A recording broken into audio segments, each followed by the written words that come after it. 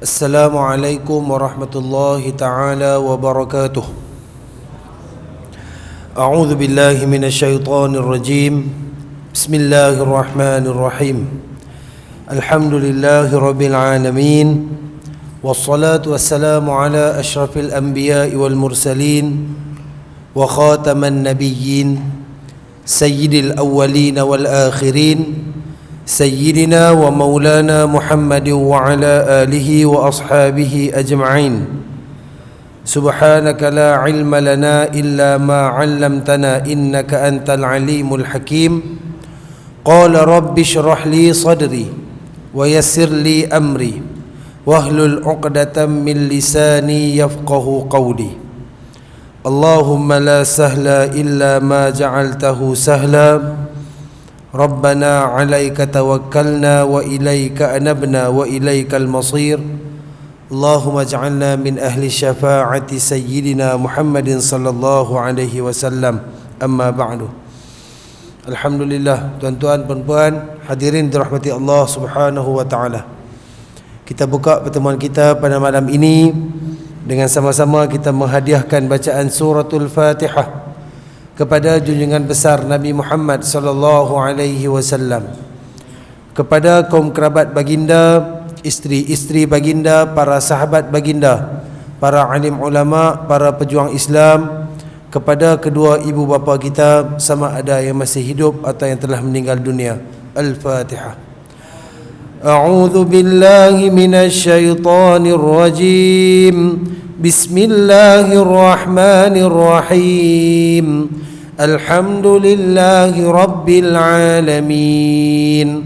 Ar-Rahmanir Rahim. Maliki yaumiddin. Iyyaka na'budu wa iyyaka nasta'in.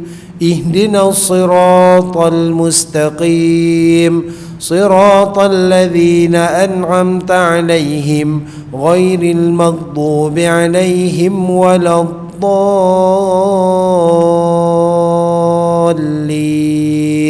Amin. Alhamdulillah, tuan-tuan puan-puan, hadirin dirahmati Allah Subhanahu wa taala.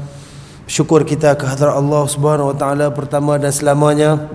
Syukur banyak-banyak, ucapkan alhamdulillah, kenang segala pemberian Allah Subhanahu wa taala terhadap diri kita. Terutamanya Allah masih mengekalkan iman dan takwa dalam hati-hati kita yang dibuktikan dengan hadirnya kita ke rumah Allah Subhanahu wa taala dalam keadaan ikhlas, dalam keadaan tanpa paksaan, juga disulami dengan nikmat kesihatan dan kekuatan yang Allah taala berikan kepada kita. Ramai orang yang menggunakan nikmat yang diberikan oleh Allah, yang menggunakan kesihatan, kekuatan dikurniakan Allah, bukan kembali ke arah Allah Subhanahu wa taala. Ramai yang kuat tapi semayangnya tidak. Ramai yang kaya namun sedekah zakatnya kurang. Tapi kita alhamdulillah atas kekuatan ini kita ditakdirkan untuk datang ke rumah Allah Subhanahu wa taala. Jadi tuan-tuan, iman dan takwa serta kekuatan dan kesihatan ini kita mohon kepada Allah dikekalkan dalam diri kita sehingga akhir hayat kita, insya-Allah. Amin ya rabbal alamin. Tuan-tuan, syukur kepada Allah dalam erti kata kita mengucapkan rasa terima kasih kepada Allah atas apa sahaja yang berlaku, apa saja yang menimpa. Tak kiralah sama ada benda itu berupa nikmat pemberian yang sangat kita hargai dan kita suka, memang kena terima kasih lah. Dapat benda yang kita seronok, yang kita sayang, yang kita suka, ataupun kita diuji oleh Allah Subhanahu wa taala dengan ujian-ujian yang kita rasa benda tu tak sepatutnya kena pada waktu ni.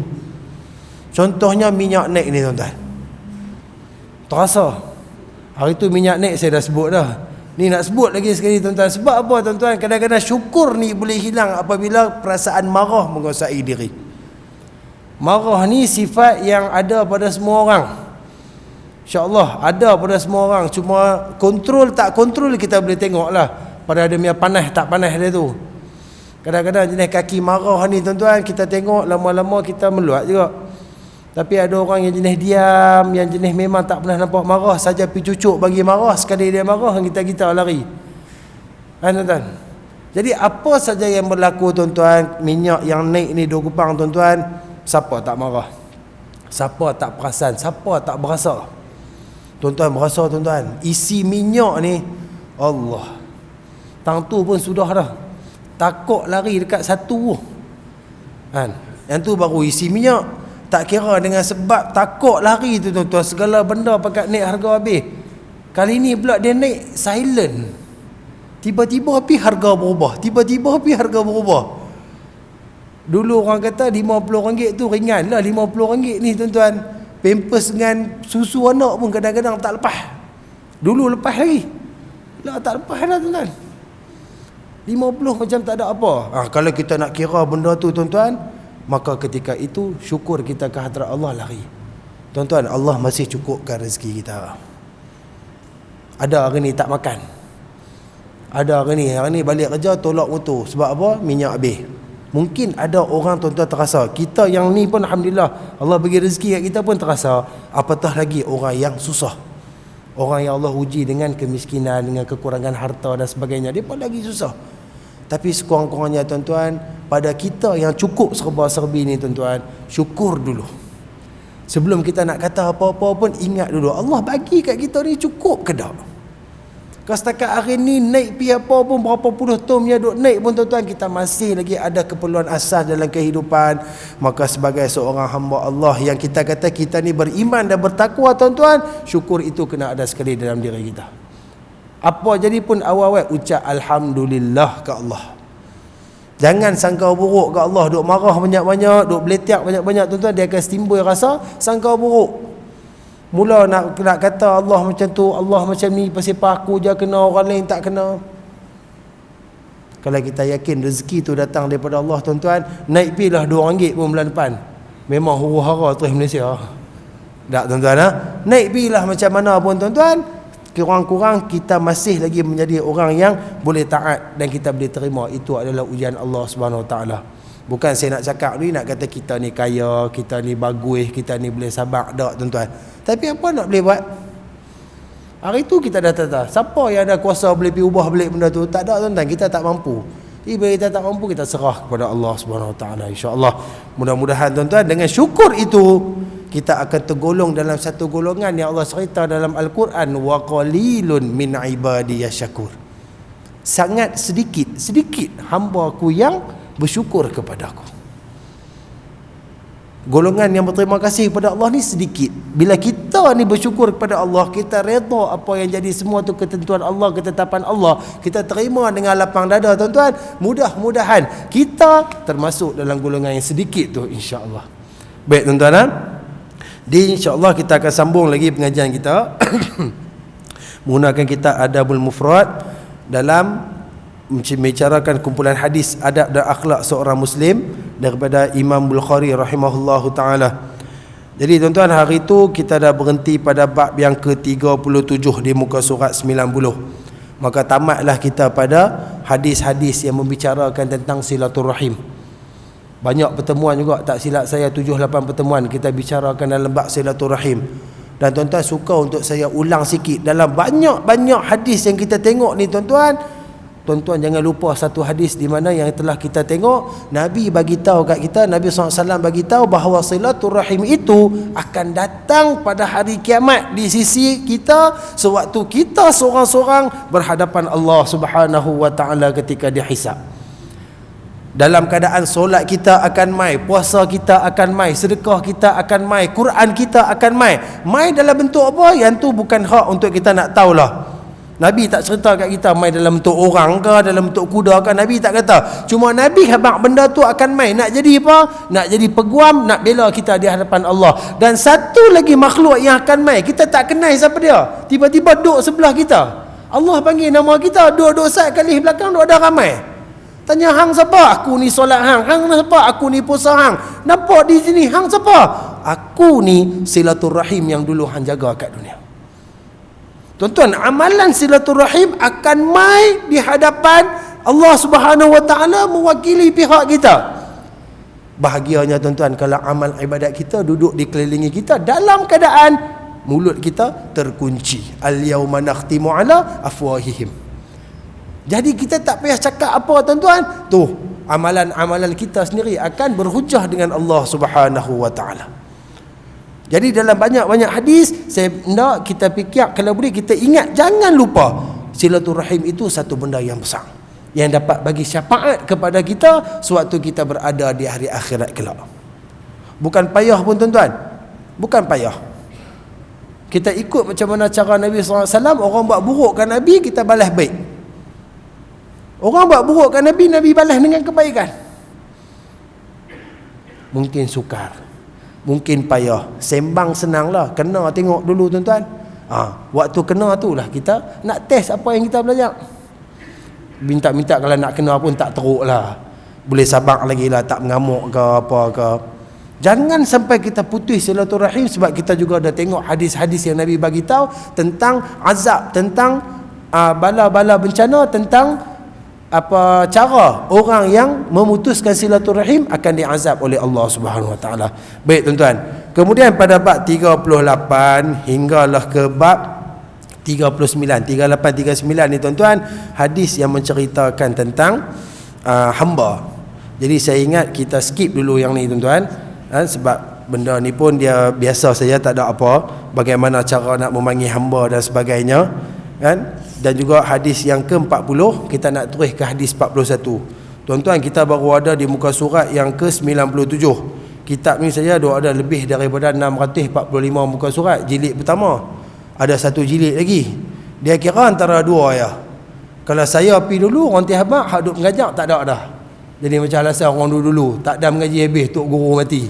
Kan? Ataupun salah seorang kita tipi dulu tuan-tuan. Jadi kita ambil pada bab-bab yang kita rasa ada manfaat. Bukan tak ada manfaat hadis tadi, cuma hamba ni dah tak ada zaman kita. Jadi saya skip dulu. InsyaAllah dalam catatan saya ada umur, ada kelapangan, kita akan balik pada bab yang tersebut insyaAllah. Jadi kita nak tengok hari ni tuan-tuan pada bab yang ke-41 di muka surat yang ke-97. Orang yang menanggung 2 atau 1 anak perempuan.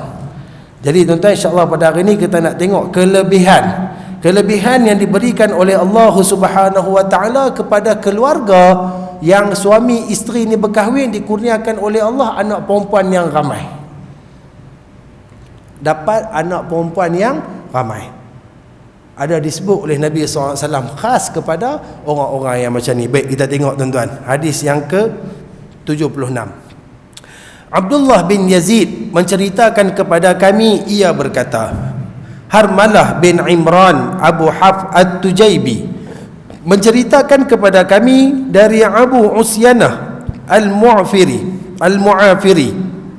an Uqbah bin Amir qala sami'tu Rasulullah sallallahu alaihi wasallam yaqul man kana lahu 3 banat wa sabara alaihinna wa kasahunna min jiddatihi kunna lahu hijaban minan nar. Dari Sayyidina Uqbah bin Amir radhiyallahu anhu, ia berkata, Rasulullah sallallahu alaihi wasallam bersabda, barang siapa mempunyai 3 anak perempuan dan ia bersabar terhadap mereka serta memberi mereka pakaian dari hartanya, maka mereka akan menjadi tirai baginya dari api neraka. Tuan-tuan, tengok makna pun dah jelas. Siapa di sini ada 3 anak perempuan tuan-tuan? Kalau ada, kira bolehlah kot nak seronok sikit. Kita tengok dulu hadis ni daripada maksud dia, boleh nak seronok sikit. Nabi kata jelas di sini, siapa ada 3 anak perempuan, Nabi sebut dengan kalimah salasu banat. Thalathun ni dalam bahasa Arab memang 3. Wahid, ithnaini, thalathan. Jadi 3 anak perempuan dan dia jaga mereka, memberi pakaian kepada mereka daripada harta yang dicari oleh mereka, maka anak-anak ini akan menjadi tirai bagi mak ayah mereka daripada api neraka Allah Subhanahu Wa Taala. Baik tuan-tuan, kita tengok pada kandungan hadis. Terdapat penegasan tentang hak anak perempuan kerana biasanya anak perempuan memiliki kelemahan dalam mengurus kepentingannya. Di sini disebut bahawa terdapat penegasan, maksudnya Nabi khusus kepada anak perempuan. Habis itu tuan-tuan, yang kita ni macam mana? Saya ada 3 orang anak tuan-tuan, 3 lelaki. Nak buat macam mana? Saya tak termasuk dalam ni ke? Sebab Nabi nak cerita di sini tuan-tuan, dalam keadaan kita sendiri sedia maklum, biasanya anak perempuan memiliki kelemahan. Tuan-tuan, wanita memang kita faham kaum yang lemah. Kewujudan wanita ni tuan-tuan, sebenarnya walaupun asal bermula manusia itu daripada lelaki, tu Adam kita. Namun Allah Ta'ala secara fitrah nak menjadikan kehidupan makhluk ni tuan-tuan, dia mesti ada pasangan. Dan Allah ciptakan pula Sayyidatina Hawa, Tok Hawa kita. Dari situ wujudnya ada lelaki dan perempuan. Dan Allah sebut dalam Al-Quran, ya ayyuhan nas inna khalaqnakum min dzakarin wa unsa. Wahai manusia, kami ciptakan kamu daripada lelaki dan perempuan. Disebut lelaki itu sebab apa? Lelaki lebih aula daripada perempuan dari banyak segi. Antaranya dari segi kekuatan. Memang nak dibandingkan lelaki dengan perempuan tuan-tuan, memang perempuan ni kelemah dia banyak. Dari segi kederat tenaga dia pun, perempuan orang kata lemah. Namun tuan-tuan, ada ketika tuan-tuan, lelaki memang tak boleh nak lawan dengan perempuan. Dalam beberapa ketika, antara ketikanya anak menangis tengah malam, lelaki dia kira paralyzed terus, koma waktu dia dengar, saya dengar ni anak menangis, tapi saya tak boleh bangkit, saya tak boleh gerak. Siapa nak bangkit? Perempuan. Tang tu dia kuat. Kita tahu sebab kita duk buat. Nangis tengah malam, Allah dia menangis dah, buat tak tahu, relax, sabar. Sai perempuan juga yang bangkit. Tapi dari segi biasa ni tuan-tuan, memang perempuan ni kaum yang lemah dalam mengurus kepentingan-kepentingan. Daripada kecil tuan-tuan, nak jaga anak perempuan ni tak sama macam anak lelaki. Walaupun saya tak ada pengalaman mengurus anak perempuan, namun kita ada anak-anak menakan dan sebagainya. Kita pun duk tengok daripada isteri kita dan sebagainya. Keperluan perempuan ni tuan-tuan lebih banyak daripada lelaki. Dari segi kita nak ajak mereka jaga aurat mereka, dari segi kita nak ajak mereka cara pergaulan. Tuan-tuan ingat senang lah ni tuan-tuan, kita ambil tengah hari tadilah kata pukul 3, kita keluar jalan kaki pada masjid, kita pergi ke Tesco tuan-tuan, rasa tak sanggup orang lelaki. Yang kita ni dalam keadaan boleh pakai t-shirt biasa, aurat kita pusat ke lutut pun kita tak sanggup, kita kata panas. Tuan-tuan bayangkan kalau kita suruh orang perempuan ni, kita duduk dalam aircon ni, kita rasa sejuk lelaki. Tanya orang perempuan tengok, silap-silap berpeluh kat dalam. Sebab apa? Mereka tu cara nak melindungi diri mereka lebih daripada orang lelaki. Bukan semua orang boleh buat tuan-tuan. Nak cek satu orang perempuan ni senang lah. Kalau zaman lah, kita nak cek dia ni sama ada dia tu muslimah atau mukminah, sama ada dia hanya seorang Islam perempuan atau dia orang yang beriman, perempuan yang beriman. Cara nak cek paling mudah tuan-tuan, tengok tang kaki dia lekat ke tak stokin. Tu cara paling mudah lah kalau kita ni. Sebab apa? Tak kita nak pergi tanya pelik-pelik, payah pula tuan-tuan.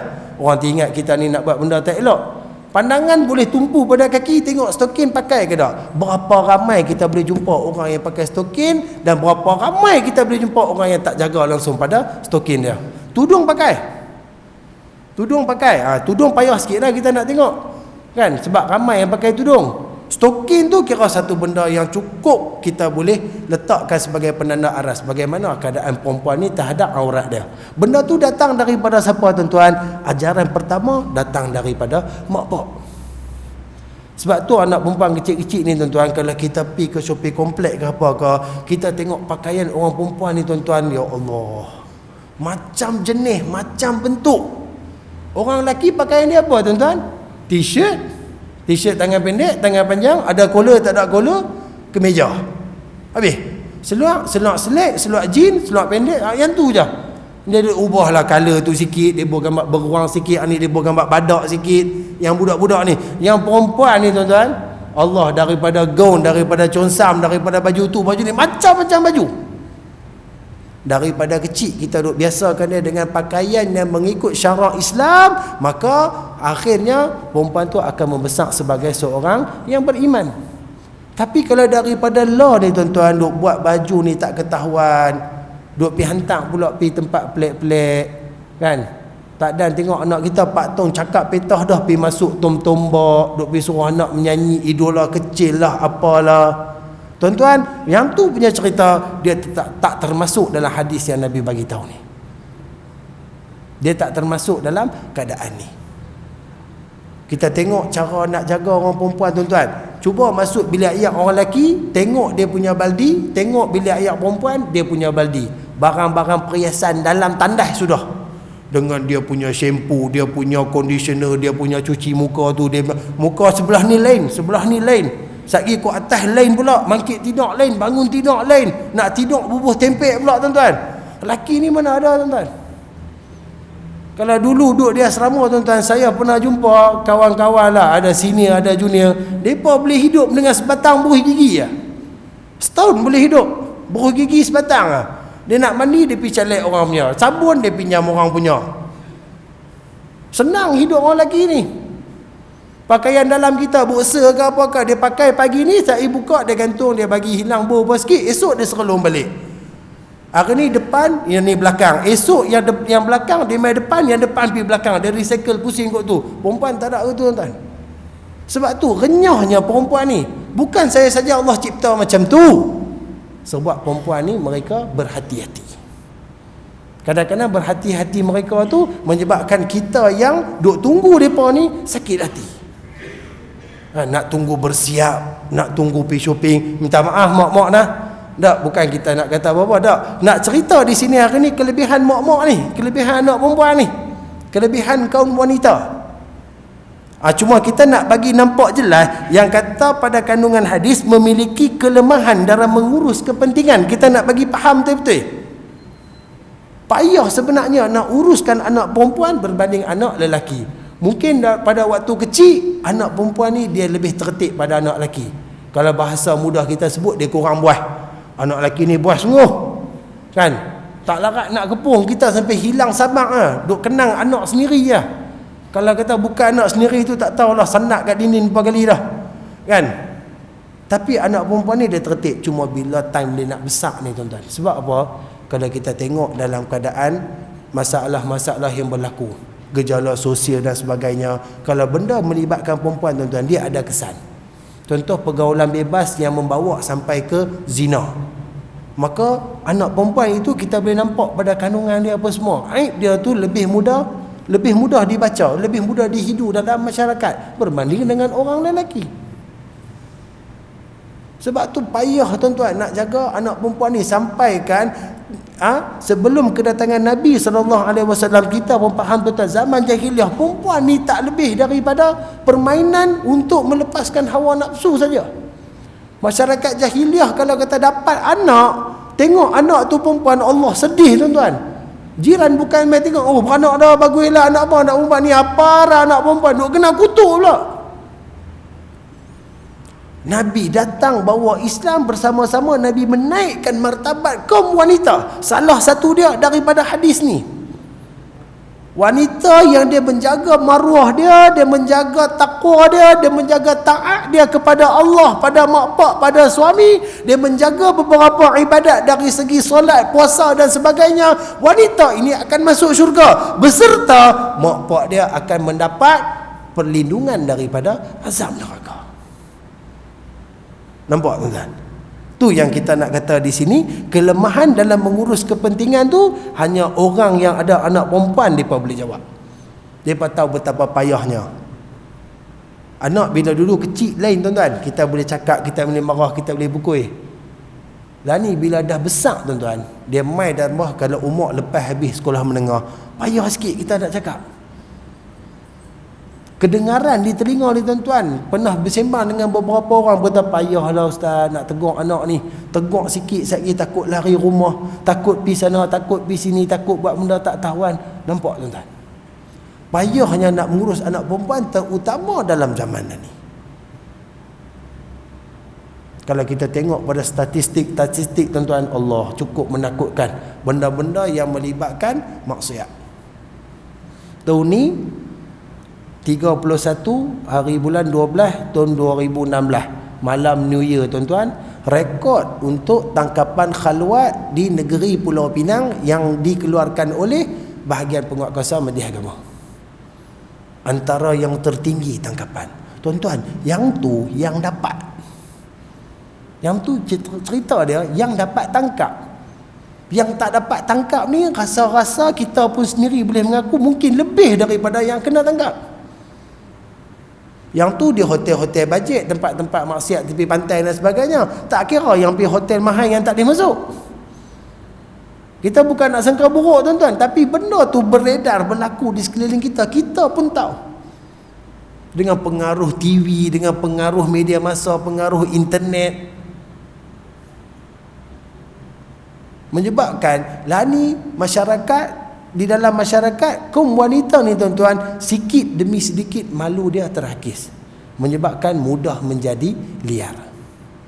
Akhirnya bila dia rosak dan sebagainya, malu balik pada siapa tuan-tuan? Malu tak balik pada wanita tu seorang saja, dia balik kepada mak ayah dia sekali, yang kita duk sebut sebagai istilah menconteng arang. Tuan-tuan dirahmati Allah Subhanahu wa taala.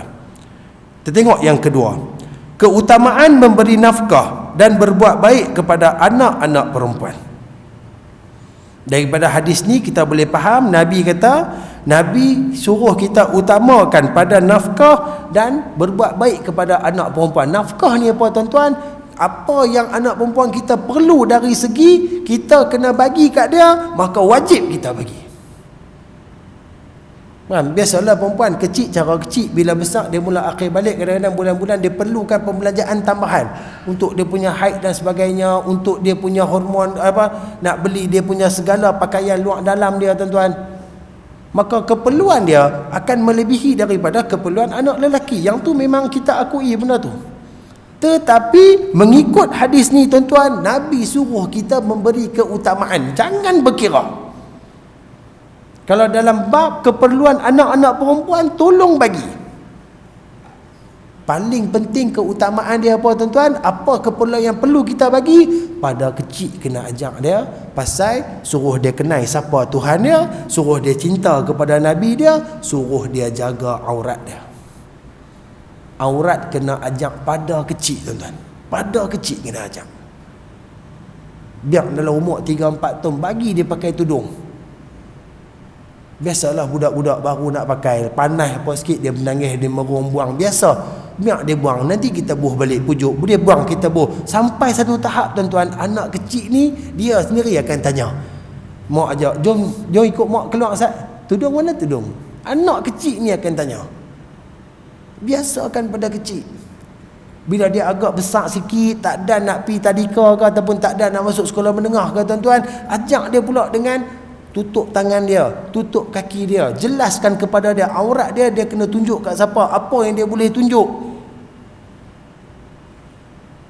Lani masalah dia tuan-tuan, benda tu tak berlaku. Kalau kita pergi ke sekolah rendah pun tuan-tuan, tak ada bab awal nak cerita tentang aurat lelaki, aurat perempuan, tak ada tuan-tuan. Yang duk cerita sign dalam bahasa Melayu, sign dalam bahasa Inggeris, hak tu hak ni, benda yang akhirnya kita pun pening. Bab akhlak ni tuan-tuan, bab yang perlu diberi keutamaan. Benda pertama, Nabi diutus untuk apa tuan-tuan? Diutammima makarimal akhlak. Nabi kata, aku diutus untuk menyempurnakan akhlak yang mulia. Kalau akhlak dijaga pada kecil tuan-tuan, maka insya-Allah bila sampai besar kita tak takut. Sama juga macam bab solat. Nabi bagi kat kita benda poin yang mudah tuan-tuan. Puasa solat ni, ajang anak tempoh dia 3 tahun, umur 7 sampai 10. Kalau umur 10 dia tak mau solat lagi, Nabi suruh kita pukul sebagai pengajaran. Jadi tempoh 3 tahun, start dia darjah 1 sampai dia akhir darjah 3 ni tuan-tuan, maka waktu tu kita bertanggungjawab. Kita kena pastikan anak kita dia hafal semua rukun, dia tahu pergerakan satu persatu, dia tahu bacaan, dia tahu perkara batai, dia tahu perkara sunat. Semua bab solat yang asas dia clear dalam tempoh 3 tahun. Kalau kita boleh ikut apa Nabi ajak tuan-tuan, insya-Allah anak kita bila masuk darjah 4, kita tak perlu pukul. Sebab apa? Dia sendiri akan sembahyang. Sebab tempoh yang Nabi sebut tu, tempoh input dia duk masuk, tempoh dia mula duk besar. Kita pula bagi tahu kat dia, kita cerita kat dia hari-hari pentingnya solat, siapa kena solat, apa hikmah solat. Kita dua habaq kat dia hari-hari tuan-tuan, dia boleh terima benda tu. Sama juga macam aurat. Daripada awal kita didik benda tu tuan-tuan, maka benda tu akan menjadi darah daging. Ni kita tengok kadang-kadang ada perempuan mai kenduri, alhamdulillah cantik, tutup habis apa semua. Tapi bila dia keluar sidai baju kat rumah tuan-tuan, ambil tolak sepai kot tu. Tangan pakai baju pakai tangan pendek. Tak betul benda tu. Aurat bukan untuk dijaga ketika keluar pergi majlis keramaian, tak. Aurat ni perlu dijaga daripada pandangan orang yang tak boleh tengok bahagian dia. Adakah benda tu diajak pada kecil tuan-tuan? Jarang kita jumpa lah, jarang kita jumpa. Kalau pergi tadika yang sekarang ni banyak alhamdulillah kan, taska tadika yang berunsur Islamik adalah diajak kan. Tapi kalau kita pergi tadika yang kira duk pergi menyanyi ya, balik mai satu lagu, esok lagu lain, lusa lagu lain, dia kira menyanyi. Macam mana kita nak dapatkan tarbiyah daripada tempat-tempat tersebut untuk diberi kepada anak-anak kita? Tuan-tuan dirahmati Allah Subhanahu Wa Taala. Jadi peri pentingnya tuan-tuan nak menjaga diri anak-anak perempuan kita. Kalau kata benda tu senang, Nabi tak bagi ganjaran sampai macam tu tuan-tuan. Untuk nak mengelakkan diri daripada masuk syurga ataupun untuk kita nak mendapatkan ganjaran syurga Allah Subhanahu Wa Taala, mengelakkan diri daripada neraka ni tuan-tuan, dia ada satu harga yang perlu kita bayar. Dan dalam bab anak perempuan ni tuan-tuan, ianya bukan satu benda yang mudah. Bukan satu benda yang mudah. Tapi adakah benda tu tak mampu kita buat? Tidak, kita mampu buat. Tuan-tuan dirahmati Allah. Yang ketiga, perhatian orang tua terhadap anak perempuannya dalam bentuk mendidik dan membesarkannya menjadi penyebab bagi orang tua masuk syurga dan memperoleh darjat yang tinggi di dalamnya. Nampak tuan-tuan? Yang kita duk cerita, duk terang tadi ni tuan-tuan. Perhatian orang tua dalam anak perempuannya dalam membentuk, didik dan membesar. Bagaimana kita corakkan anak kita? Yang kita duk kata anak-anak ni barat kain putih, kita lah duk kalau cantik jadi cantik, kalau tak cantik jadi tak cantik. Kan Nabi pun bagi tahu dalam hadis kan, anak-anak tu dilahirkan dalam bentuk fitrah, maka mak pak dia lah nak menyahudikan dia ke nak menasranikan dia. Nabi sebut tuan-tuan, jelas benda tu. Jadi nak mendapatkan pelepasan daripada api neraka disebabkan kita ada 3 orang anak perempuan mengikut hadis ni tuan-tuan, maka dalam keadaan kita membesar, kita mendidik, mestilah patuh kepada syariat. Bukan sekadar bila dapat kita bela macam tu saja, lebih kurang. Ilmu agama mesti jadi benda yang pertama yang kita ajak kepada anak-anak kita. Walaupun saya sendiri tuan-tuan tak berkemampuan nak buat macam tu 100%. Namun alhamdulillah sedikit demi sedikit kita duk mengorak. Anak kecil-kecil kita kenalkan dia dengan Tuhan, kita tanya dia siapa Tuhan, dia boleh jawab nama Tuhan dia. Siapa Nabi dia boleh jawab. Nabi ada berapa orang, dia boleh jawab. Benda yang macam tu tuan-tuan kita kena ajak dia. Semayang berapa kali sehari, dia boleh habaq berapa kali waktu ni cara kurang-kurang dia dah tahu dah surah Fatihah. Sikit demi sikit kita kena pastikan. Sebab kita adalah guru yang pertama kepada anak-anak kita. Tuan-tuan dirahmati Allah. Nak tengok sikit secara di luar daripada kitab ni tuan-tuan, antara beberapa keistimewaan wanita yang kita boleh tengok ni tuan-tuan, antaranya yang disebutkan di sini, doa wanita itu lebih makbul daripada lelaki kerana sifat penyayang yang lebih kuat daripada lelaki.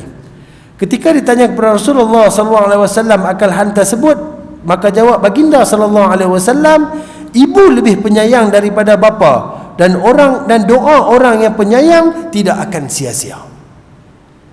Tuan-tuan, kelebihan wanita, doa mereka mudah dimakbulkan oleh Allah. Sebab apa? Dalam diri mereka ada sifat penyayang. Maha pemurah, maha penyayang, yang kita sebut sebagai Rahim. Cuma Rahim manusia tak sama dengan Rahim Tuhan lah. Cuma kita nak tengok penyayang lelaki dengan penyayang perempuan tuan-tuan, memang perempuan menang lah. Dalam bab nak pujuk, dalam bab nak tahan sabar dengar anak teriak ni tuan-tuan, lelaki tak tahan kot. Tak berapa tahan lah. Bukan tak boleh tahan, dia boleh bagilah seminit 2 minit, lepas tu tak diam lagi, dia mula dia nak naik angin. Tapi mak ni tak tuan-tuan. Mak sabar, mak ni lebih penyayang. Doa orang perempuan lebih mulia, lebih mudah diterima oleh Allah daripada doa lelaki. Kemudian kelebihan wanita lagi tuan-tuan. Wanita yang solehah itu lebih baik daripada 1000 lelaki yang soleh. Nak mendapatkan wanita yang solehah, wanita yang benar-benar baik di sisi agama dia, hubungan dia dengan Tuhan, sayang dia kepada Nabi dia, dalam hidup dia menjaga segala kewajipan yang perlu, yang ditaklifkan ke atas dia, lebih baik daripada orang lelaki yang soleh. Kemudian barang siapa yang mengembirakan anak perempuannya, darjatnya seumpama orang yang sentiasa menangis takutkan Allah, dan yang takutkan Allah Subhanahu Wa Taala akan diharamkan api neraka ke atas tubuhnya. Yang ni hadis ya, ayat-ayat ni pun ada macam-macam juga orang kata kan. Cuma tuan-tuan, kita nak angkat darjat orang perempuan, nak bagi kita faham bahawa perempuan ni tuan-tuan, Allah Taala tak cipta saja-saja. Kemudian tuan-tuan, syurga itu berada di bawah telapak kaki ibu. Ibu itu siapa tuan-tuan? Ibu itu perempuan. Mana kata untuk kita lelaki ni tuan-tuan, kalau balik pada hadis Nabi yang kita pernah tengok sebelum ni, ridallah fi ridha walidain, yang kita hadis yang kita tengok dalam bab ibu bapa dulu ni, awal-awal kita mengaji kitab ni tuan-tuan. Ridallah fi ridha walidain, saqtullah fi saqtil walidain, atau kama qala. Redha Allah terletak pada redha mak pak, dan kata syurga bawah telapak kaki ibu ni tuan-tuan. Mak kita tak redha dengan kita tuan-tuan, bau syurga pun kita tak dapat tuan-tuan. Walaupun amalan kita cantik, semayang tak pernah tinggal, zakat, haji, puasa semua, tolong orang, bantu buat macam-macam, amalan tu tak ada nilai, akan menjadi seolah-olah debu di sisi Allah. Kita dah bincang tuan-tuan dalam bab ibu bapa kitab ni. Hanya dengan redha ibu tak jatuh atas kita. Ibu tu siapa tuan-tuan? Ibu tu perempuan. Seganai-ganai mana lelaki pun tuan-tuan, dia tetap kena tunduk kepada seorang wanita di dunia ni tuan-tuan. Dia tetap kena tunduk.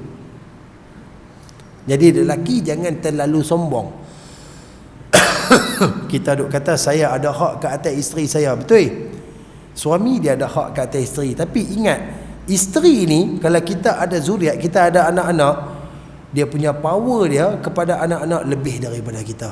Dia tu pegang kunci syurga anak kita, kalau kita nak bagi nampak bahasa mudah lah kan. Pas tak pas nak masuk syurga ni bergantung kepada isteri kita, bagaimana redha dia dengan anak-anak kita. Power tuan-tuan orang perempuan ni. Baik, kemudian yang lain antara kelebihan, apabila memanggil akan dirimu dua orang ibu dan juga bapakmu, maka jawablah panggilan ibumu terlebih dahulu. Mak dengan ayah panggil serentak kita, kita nak kalih tang mana tuan-tuan? Kalih tang mak dulu. Ni adab yang diajar oleh Islam. Nampak tuan-tuan? Bagaimana datang Nabi SAW, Nabi mengangkat balik darjat wanita ni tuan-tuan ke tempat yang sepatutnya. Tapi kadang-kadang kita tengok, terutama pada waktu ni tuan-tuan, ramai juga orang yang dia sendiri menjatuhkan balik diri dia. Dari segi orang yang cakap pandai, tambah-tambah tuan-tuan orang yang ada pangkat, ada kuasa kan.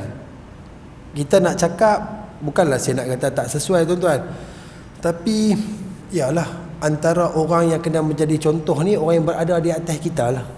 Pemimpin-pemimpin, orang-orang yang berpengaruh, orang yang berpangkat. Sebab kita ni selalu duk tengok mereka. Sepatutnya orang yang berpangkat, orang yang ada kuasa ni tuan-tuan, mereka kena tunjukkan tauladan kepada kita orang biasa bagaimana dalam nak menguruskan kehidupan kita. Tapi kadang-kadang kita silap tuan-tuan, kita pilih siapa dia, nak idola kita artis kan. Bukan tak ada ustazah-ustazah, ada. Tapi kita lebih seronok duk ambil belah-belah yang macam tu. Sebab kita kata benda ni dia menenangkan jiwa. Saya dengar hiburan ni, dengar lagu ni, saya tenang. Barangkali orang ni tak pernah jumpa ayat Allah, ala bi zikrillah tatmainnul qulub. Ingatlah dengan menyebut nama Allah, hati akan menjadi tenang. Bila jadi keadaan macam ni, kita nak salah siapa? Sebenarnya bukan salah mak pak saja, banyak benda yang kita boleh salahkan. Tapi asyik duk salahkan orang lain saja tuan-tuan. Kita ni betul ke? Persekitaran kita kata tak betul, dalam keadaan dia beranak dah ni tak betul, dah ni zaman dah ni tak betul, internet yang ada tak betul, sekolah yang ada tak betul, media masa duk ada tak betul. Habis tu apa yang betul tuan-tuan? Benda tu takkan jadi masalah kalau kita betul-betul pegang, kita betul-betul kontrol kehidupan. Kita bukan nak cerita anak perempuan saja, anak lelaki pun sama tuan-tuan. Dalam bab mengurus anak ni, mak pak tolonglah jangan tunding jari kat mana-mana pihak. Tunding kat diri sendiri. Apa yang kita buat betul-betul tuan-tuan. Saya sendiri pun banyak salah dan silap. Namun kita masih ada kesempatan, kita masih ada ruang untuk membetulkan benda tu, sebab kita akan disoal di hadapan Allah Subhanahu Wa Taala tuan-tuan. Ingat tuan-tuan, dalam surah Abasa berkali-kali saya duk sebut dalam kuliah saya tuan-tuan, anak-anak akan lari daripada kita. Lah ni anak-anak duk kejar kita. Anak-anak sentiasa duduk dengan kita tuan-tuan, tapi kat akhirat anak-anak akan lari daripada kita tuan-tuan. Nampak kita, wih pak aku dia pergi ke arah lain, takut pak main minta amalan ni. Kalau hari ni kita sayang ke anak kita tuan-tuan, buktikan sayang kita dengan kita mencurahkan segala ilmu agama yang kita boleh kepada dia. Macam kita duk sebut selalu tuan-tuan, kita duk main solat ni tuan-tuan, contoh kita main solat sudah, kita bawa dak anak-anak kita main, ataupun kita sebut dak ni dalam masa waktu ni, ada tak kita peringat anak-anak kita benda ni tuan-tuan? Kalau tak ada, kita kena muhasabah balik. Kalau kita nak dapat, terutamanya nak dapat yang anak kita akan menjadi tirai api neraka ni tuan-tuan, banyak benda yang kita kena koreksi balik sebenarnya. Yang kita kena tengok balik. Tuan-tuan, satu lagi hadis yang lebih kurang kita nak tengok. Al-Fadl bin Dukain menceritakan kepada kami, ia berkata, Fitr menceritakan kepada kami, an Surahbilin qala sami'tu ibn Abbas radhiyallahu anhuma 'anil Nabi sallallahu alaihi wasallam qala ma min muslimin tudrikuhu ibnatani fayuhsinu suhbatuhuma illa adkhalatahul jannah. Dari Syu'rabil ia berkata, aku mendengar Ibnu Abbas radhiyallahu anhuma dari Nabi sallallahu alaihi wasallam baginda bersabda, tidaklah seorang muslim memiliki dua anak perempuan lalu ia memperlakukan keduanya dengan baik, melainkan keduanya akan memasukkannya ke dalam syurga. Tuan-tuan, hadis yang lebih kurang macam tadi, beza dia tentang bilangan. Tadi 3, hak ni 2. Baik, satu lagi hadis di bawah tuan-tuan. Abu Nu'man menceritakan kepada kami, ia berkata, Sa'id bin Ziyad menceritakan kepada kami, ia berkata, Ali bin Zaid menceritakan kepadaku, ia berkata, Haddatsani Muhammad bin Mankadir anna Jabir bin Abdullah radhiyallahu an haddatsahum qala qala Rasulullah sallallahu alaihi wasallam man kana lahu 3 banat yuwihinna wa yakfihinna wa yarhumuhunna faqad wajabat lahul jannatul battah. Faqala rajulun min ba'dil qaum wa thintaini ya Rasulullah, qala wa thintaini. Dari Muhammad bin Al-Munqadir menceritakan kepadaku bahawa Sayyidina Jabir bin Abdullah radhiyallahu anhu menceritakan kepada mereka, ia berkata, Rasulullah sallallahu alaihi wasallam bersabda, barang siapa yang mempunyai 3 anak perempuan yang ia lindungi, mencukupi dan menyayangi mereka, nescaya ia akan masuk syurga. Lalu seseorang dari orang-orang yang hadir bertanya, dan juga 2 orang wahai Rasulullah?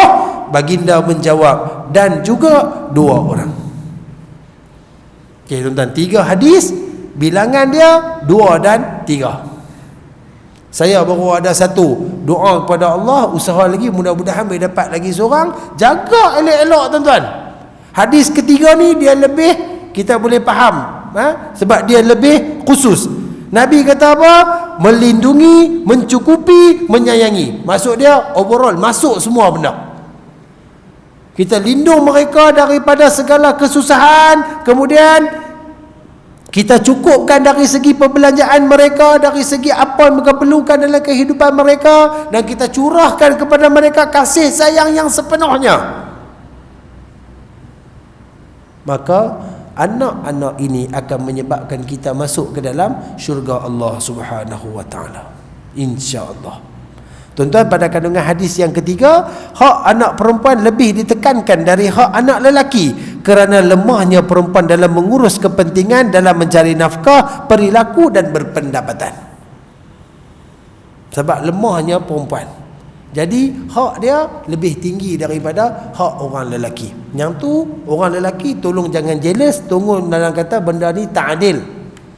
Sebab kita sendiri ada isteri, kita sendiri ada kakak, kita sendiri mungkin ada anak perempuan, kita sendiri habis tak ada, saya tak berkahwin, kita ada mak kita juga seorang perempuan. Kita boleh nampak bagaimana keadaan orang perempuan. Jadi tak perlu kita nak kata benda ni tak adil dak.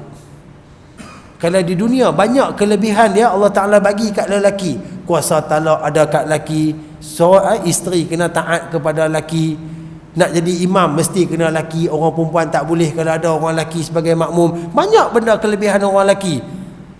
Apa salah Allah bagi satu kelebihan kepada orang perempuan? Takkan yang tu pun tak boleh? Takkan yang tu pun nak kata tak adil lagi?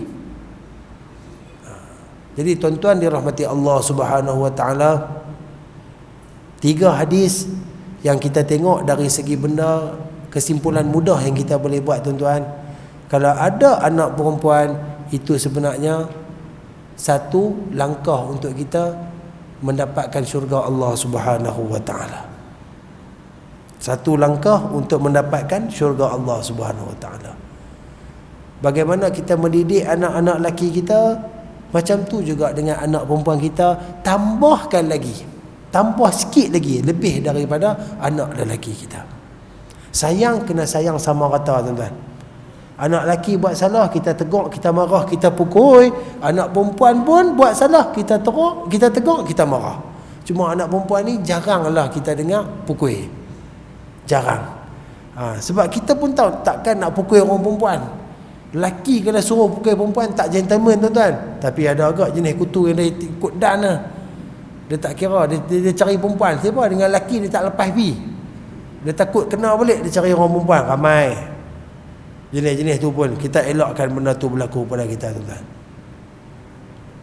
Diakui bahawa nak menjaga orang perempuan lebih payah daripada orang lelaki.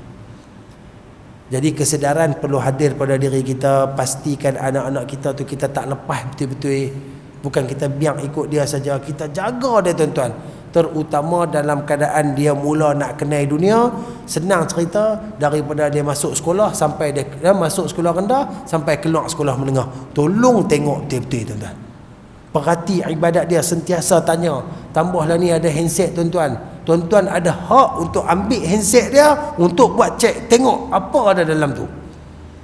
Tuan-tuan ada hak. Sebab itu juga termasuk dalam penjagaan. Lani punya tuan-tuan, lani punya zaman, budak-budak duduk sekolah, duduk pergi cari laki siap-siap dah. Duduk cari bakal laki dia, bakal suami. Kalau bahasa lembut sikit dia sebut, duduk cari tulang rusuk. Nak cari tulang rusuk, be careful lah beli tulang rusuk kambing tu, balik bakar, punya sedap nak makan. Bahaya benda tu tuan-tuan. Sebab dia menjadi pengaruh ni. Dia benda tu macam biasa. Istilah kita duk sebut couple. Tak ada nak apa ni. Dia couple ni tuan-tuan, kalah orang kahwin tu. Dia kawan dengan dia ni seminggu, dia break, esok dia pergi dengan sana, duduk dia break. Ikut suka dia apa? Kahwin cerai. Tapi dia alam maya ni lah, couple-couple ni lah. Sembang kita duk jumpa handset ni tuan-tuan, buat spot check, budak-budak buat handset. Allah, sembang kalah kita. Mama, papa, hani ni, Allah. Kadang-kadang kita pun tak panggil bahasa tu. Oh, kata dahsyat budak-budak ni tuan-tuan. Pasal apa boleh jadi macam ni? Jangan salahkan siapa-siapa. Tolonglah. Oh, kawan dia ni, kawan dia duk ajak dia ni tidak bagus. Anak kita semua bagus, anak orang lain tak bagus. Duk melingkup kita anak orang lain. Yalah, gutulah kita duk pelepas, duk bagi alasan. Balik kat diri kita tuan-tuan. Dalam sehari anak kita keluar pergi sekolah, sampailah malam dia balik rumah tu tuan-tuan, dia duduk, kita ada tanya tak apa-apa? Macam mana okey ke, kat sekolah ada orang kacau ke apa ke, hang semayang tak, pergi ibadat hang buat betul ke tak, aurat ni jaga elok ke tak hari ni? Ada kita nak tanya macam tu tuan-tuan. Anak saya dah besar dah kot, yang 3 tingkat 4, takkan nak tanya soalan macam tu kat dia? Tak mau tanyalah. Tuan-tuan tunggu, Allah akan tanya tuan-tuan di mahsyar. Tuan-tuan pilih benda tu lah. Nak tanya lani ke atau nak tunggu ditanya oleh Allah Subhanahu Wa Taala? Ataupun anak tu akan mai di depan Allah, pak aku tak pernah tanya pun soalan ni kat aku. Terpulang kepada penilaian kita nak yang mana. Ini bukan satu ugutan tuan-tuan, tapi sebagai satu pemberi semangat supaya kita lebih bertanggungjawab, supaya kita ada kesedaran untuk sama-sama nak pastikan anak-anak kita ini anak-anak yang dibesarkan di bawah lembayung Islam, yang akhirnya mudah-mudahan apabila anak-anak kita seorang yang pegang teguh kepada agama tuan-tuan, tak mustahil Qaryah kita, negeri kita, negara kita akan menjadi seperti mana wujudnya negara Madinatul Munawwarah di bawah pimpinan Nabi SAW. Tuan-tuan kena faham sirah Nabi, sahabat-sahabat Nabi waktu tu banyak dari kalangan anak-anak muda, lelaki dan perempuan, dari kalangan anak-anak muda. Sebab didikan yang Nabi bagi, Nabi tak cari orang tua tuan-tuan. Orang tua ni dia cakap pandai, dia ketegak tak. Nabi cari anak-anak muda, senang nak lentok. Kita lentok cantik, hasil dia baik. Kalau kita buat lebih kurang tuan-tuan, maka dia akan jadi hasil yang buruk. Mudah-mudahan Allah Subhanahu Wa Taala memberi kekuatan kepada kita tuan-tuan untuk mendidik terutamanya zuriat kita sendiri. Sebelum tu Allah bagi kepada kita kefahaman untuk kita didik hati kita supaya kita ni awal-awal sekali berada di jalan Allah. Kita betul, barulah isteri kita akan betul, anak-anak kita akan betul. Mudah-mudahan Allah lindungi keluarga kita daripada fitnah yang sedang berleluasa dalam masyarakat ni. Allah Ta'ala lindungi zuriat keturunan kita daripada jadi penzina, daripada orang yang minum arak, daripada orang yang melakukan kerosakan dan perkara dilarang oleh Allah Subhanahu Wa Taala. Mudah-mudahan Allah jadikan zuriat keturunan kita daripada mereka yang taat dan patuh pada perintah Allah Subhanahu Wa Taala. Allah jadikan zuriat kita daripada golongan mereka yang mencintai dan menyayangi Nabi Muhammad sallallahu alaihi wasallam. Allah jadikan zuriat kita dari kalangan mereka yang dapat membawa kita menuju ke syurga Allah Subhanahu Wa Taala. Tuan-tuan yang dirahmati Allah, saya berhenti setakat ni dulu insya-Allah. Yang baik itu daripada Allah Subhanahu Wa Taala, yang buruk tu pada kelemahan, kehinaan dan kebodohan diri saya. Mohon ampun dan maaf kalau tersalah bahasa, tersilap kata. Tuan-tuan, perempuan, apa yang kita dapat pada hari ini, kalau kita dapat fahami 3 hadis yang kita tengok ni tuan-tuan, insya-Allah balik lagi cerita sikit kat isteri kita, suami kita, anak-anak kita, kenalan-kenalan kita. Mudah-mudahan ilmu yang kita belajar, kita faham, dan apabila disampaikan kita telah menyempurnakan amanah kepada ilmu tersebut. Dan ingatlah tuan-tuan, Nabi ada sebut tuan-tuan, antara amalan yang bila kita mati pahala tetap berjalan, 3 benda. Salah satu dia ilmin yuntafa'u bih, ilmu yang bermanfaat. Mudah-mudahan Allah mengampuni dosa kita, Allah beri pemahaman kepada kita insya-Allah. Wa hadza bitaufiq wabillahi taufiq wal hidayah. Wassalamualaikum warahmatullahi taala wabarakatuh. A'udzu billahi minasyaitonir rajim. Bismillahirrahmanirrahim. Alhamdulillahi rabbil alamin, wassalatu wassalamu ala sayidina Muhammadin asyrafil mursalin wa ala alihi wa sahbihi ajma'in. Allahumma akhrijna an zulumatil wahm wa akrimna binuril fahm waftah alaina bima'rifatil ilm wa hassin akhlaqana bil hilm wa sahhil lana abwaaba fadlik wanshur alaina min khazaini rahmatika ya arhamar rahimin. Wa sallallahu ala sayyidina Muhammadin wa ala alihi wa sahbihi wa sallam. Walhamdulillahi rabbil alamin. Taqabbalallahu